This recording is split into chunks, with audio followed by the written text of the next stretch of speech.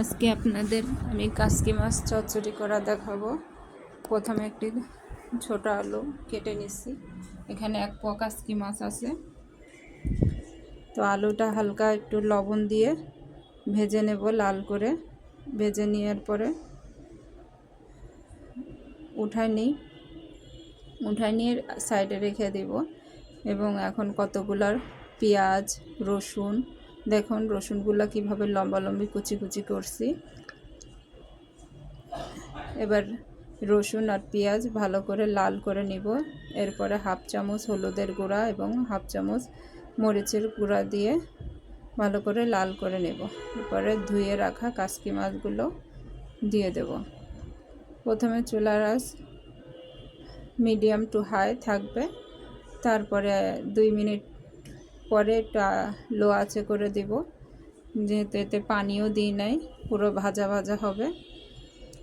আর এই রান্নাটা এতই মজা হয়েছে আমার ফ্যামিলির এবং আমার অনেক ভালো লাগছে। এটা আমার কাছে বেস্ট লাগছে, তাই আপনাদের সাথে শেয়ার করলাম যাতে আপনারা এই রেসিপিটা ফলো করতে পারেন।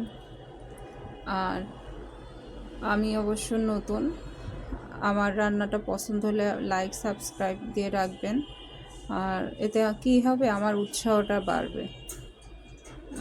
পরে মরিচ দিলাম, কিছু কাঁচা মরিচ, এবং ওই আলু ভেজে রাখাটা সেটা দিলাম।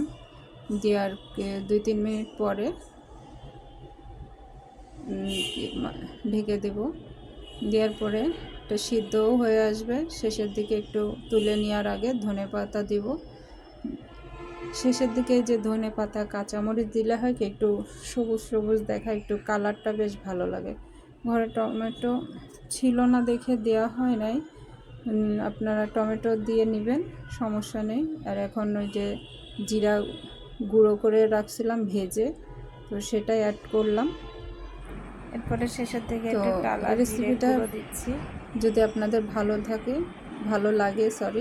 লাগে তাহলে করবেন, লাইক দিবেন, সাবস্ক্রাইব দিয়ে রাখবেন। আমি নতুন, অনেক কিছু ভুল ত্রুটি হয়ে থাকতে পারে আমার এই ভিডিওর মধ্যে, সেটা ক্ষমার দৃষ্টিতে থাকবেন।